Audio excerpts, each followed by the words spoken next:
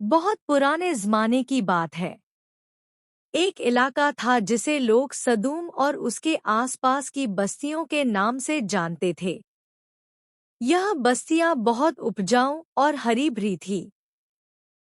वहां के खेत लहलहाते थे, बागों में फल लगते थे और घर ऊंचे ऊंचे और खूबसूरत थे। बाहर से देखने वाला समझता कि यह लोग कितने खुशहाल और तरक्कीशुदा है, लेकिन उनके दिलों के अंदर अंधेरा था। उन्होंने अल्लाह को भूलकर गुनाहों को अपनाया हुआ था। सबसे बड़ा गुनाह जो उन्होंने शुरू किया वह था कि औरतों को छोड़कर मर्दों की तरफ जाते थे। यह गुनाह इतना बड़ा था कि इससे पहले किसी कौम ने इसे नहीं किया था। उनका यह गुनाह इतना आम हो चुका था कि जब कोई नया मुसाफिर उनके शहर आता तो वे उसके साथ भी यही बुरा काम करते। इसके अलावा वे चोरी करते, रास्तों में बैठकर लूटपाट करते, मजाक उड़ाते और गुनाहों में डूबे रहते। अल्लाह ने इस गुमराह कौम को सीधा रास्ता दिखाने के लिए अपने नबी हज़रत लूत अलैहिस्सलाम को भेजा। हज़रत लूत हज़रत इब्राहीम के भतीजे थे। वह बहुत नेक, सच्चे और अल्लाह के चुने हुए बंदे थे। उन्होंने अपनी कौम को बार बार समझाया, ऐ मेरी कौम, अल्लाह से डरो, यह फोहश काम छोड़ दो। अल्लाह ने तुम्हारे लिए औरतों को पैदा किया है, तुम्हें उन्हीं के पास जाना चाहिए। यह रास्ता तुम्हें तबाही की ओर ले जाएगा। लेकिन उनकी कौम ने उनकी कोई बात नहीं मानी। वे हंसते, मजाक उड़ाते और कहते, लूत, तुम बहुत पाक साफ बनने लगे हो। अगर तुम्हें हमारी आदतें पसंद नहीं तो इस शहर से निकल जाओ। और अगर तुम सच्चे हो तो वह अजाब बुलाओ जिससे तुम हमें डराते रहते हो। हज़रत लूत बहुत परेशान हो गए। वह अल्लाह से दुआ करने लगे कि ऐ मेरे रब, मुझे इन गुनाहगारों से बचा ले। एक दिन अल्लाह ने फरिश्तों को भेजा। वे इंसानी रूप में खूबसूरत नौजवानों की शक्ल में आए।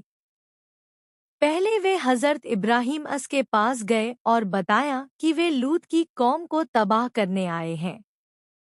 फिर वे हज़रत लूत के पास पहुँचे। जब हज़रत लूत ने उन्हें देखा तो डर गए। उन्हें लगा कि उनकी गुनाहगार कौम इन पर हमला करेगी। हुआ भी वही। शहर के लोग इकट्ठा हो गए और दरवाज़ा पीटने लगे। वे बेइज्जती मत करो, तुम्हारे लिए औरतें हैं, उनके पास जाओ, अल्लाह से डरो। लेकिन उनकी कौम ने एक न सुनी और दरवाज़ा तोड़ने लगे। तब फरिश्तों ने कहा, ए लूत, हम अल्लाह के फरिश्ते हैं, यह लोग तुम्हारा कुछ नहीं बिगाड़ सकते। अब सुबह होते ही इन पर अल्लाह का अजाब आएगा।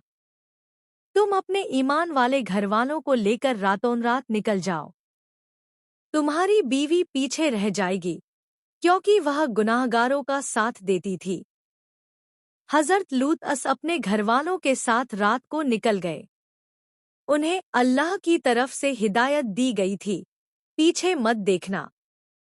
लेकिन उनकी बीवी का दिल गुनाहगारों की तरफ झुका हुआ था। जब वे शहर से बाहर जा रहे थे तो उसने पीछे मुड़कर देखा। उसी वक्त अल्लाह का अजाब उस पर भी उतरा। तफसीरों में आता है कि वह वहीं खड़ी की खड़ी पत्थर की तरह जड़ हो गई। अल्लाह ने उसे निशानी बना दिया। सुबह हुई तो जिब्राइल ने अपने पंख से शहर को उठाकर आसमान तक ले गए और उल्टा पटक दिया। फिर आसमान से आग और पत्थरों की बारिश हुई। हर पत्थर उस गुनाहगार के नाम का था जिस पर वह गिरना था। पूरी कौम, उनके महल, उनके खेत सब बर्बाद हो गए।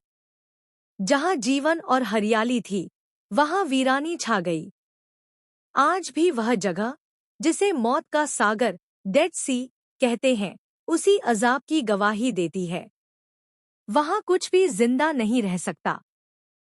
हजरत लूत और उनके ईमान वाले साथी बचा लिए गए, लेकिन उनकी पत्नी भी उन गुनाहगारों में शामिल हो गई जो हमेशा के लिए अल्लाह के गज़ब का निशाना बने। शहर के उजड़ने के बाद चारों तरफ सन्नाटा और वीरानी छा गई थी। जिन बस्तियों में कभी चहल पहल थी, वहां अब सिर्फ धुआं और राख रह गई थी। हवा में जली हुई मिट्टी और पत्थरों की गंध फैली हुई थी। उन ऊंचे ऊंचे मकानों के ढेर अब धरती पर बिखरे पड़े थे। खेत जो कभी हरे भरे थे, अब पत्थरों और आग की मार से सूखकर राख हो चुके थे। लोग कहते हैं कि जब वह अजाब आया तो धरती इतनी जोर से हिली कि पूरा इलाका थरथरा उठा। बस्तियों के लोग चीखते रहे, लेकिन उनकी चीखें हवाओं में गुम हो गईं। आसमान से बरसते पत्थरों ने किसी को भी भागने का मौका नहीं दिया। हर पत्थर अपने नाम वाले शख्स पर गिरा और उसे हमेशा के लिए मिटा दिया। हज़रत लूत अलैहिस्सलाम और उनके साथ ईमान वाले लोग उस तमाम मंजर से दूर सुरक्षित जगह पर पहुंच चुके थे, लेकिन उनकी आंखों के साथ हज़रत लूत अलैहिस्सलाम और उनके साथ ईमान वाले लोग जब उस तबाह इलाके से निकल आए, तो उनके दिलों पर बहुत भारी बोझ था। वे पीछे तो नहीं देख रहे थे, लेकिन ज़मीन का कंपन और आसमान से बरसते पत्थरों की आवाज़ दूर तक सुनाई दे रही थी। हर लम्हा उन्हें यह एहसास हो रहा था कि अल्लाह की पकड़ कितनी सख्त है और उसका फैसला कभी टल नहीं सकता। कुछ दिनों तक वे लगातार सफ़र करते रहे। उनके कदम थके हुए थे, लेकिन दिलों में ईमान की ताकत थी। एक जगह उन्होंने पड़ाव डाला और वहां अल्लाह की इबादत में मशगूल हो गए। लूत अलैहिस्सलाम अपने साथियों को बार बार समझाते, देखो, यह अजाब कोई आम वाकया नहीं था। यह इस बात का सबूत है कि जब इंसान गुनाह में डूब जाता है और नबी की बात नहीं मानता, तो अल्लाह उसे दुनिया में भी सजा देता है और आखिरत में भी। इसलिए हमेशा अल्लाह से डरते रहो, उसके बताए रास्ते पर चलो और गुनाहों से बचो। उनकी बातें सुनकर ईमान वाले लोग रो पड़ते। वे अल्लाह से दुआ करते कि उन्हें कभी भी गुमराह कौम जैसा न बना दे। सदूम और उसके आसपास की बस्तियों के उजड़ने की खबर दूर दराज की कौमों तक पहुंची। जब दूसरे कबीले उस बर्बाद इलाके के पास से गुजरते, तो वह वीरान ज़मीन और खारे समुंदर को देखकर दहशत में आ जाते।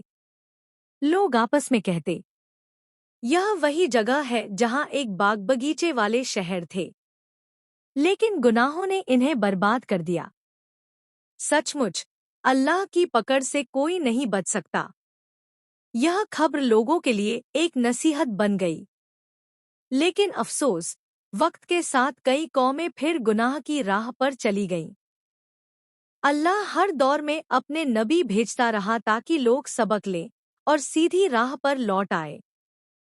हज़रत लूत की जिंदगी का बाकी हिस्सा अल्लाह की इबादत और दावत में गुजरा।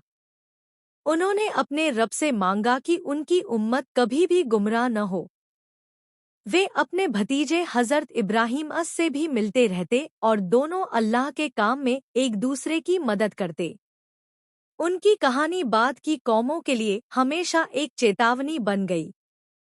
अल्लाह ने कुरान में कई बार लूत और उनकी कौम का जिक्र किया, ताकि इंसान यह जान ले कि गुनाह चाहे कितना भी आम हो जाए, वह कभी जायज नहीं बनता। अल्लाह का फैसला इंसाफ पर होता है, उसमें किसी की सिफारिश काम नहीं आती। नबी की नसीहत से मुंह मोड़ना आखिरत ही नहीं बल दुनिया की तबाही भी ला सकता है। ईमान और तौबा ही इंसान को बचाने वाली ढाल है। आज भी मौत का सागर, डेड सी, वही गवाही देता है। उसका खारा और बोझिल पानी इंसान को यह याद दिलाता है कि वहां कभी एक बस्ती थी, लेकिन अब सिर्फ वीरानी और सबक बचा है। लोग कहते हैं कि जब कोई उसके किनारों पर खड़ा होकर उस सन्नाटे को महसूस करता है, तो उसके दिल में यह एहसास जागता है कि इंसान कितना भी ताकतवर हो जाए, अल्लाह की कुदरत के सामने वह बिल्कुल बेबस है।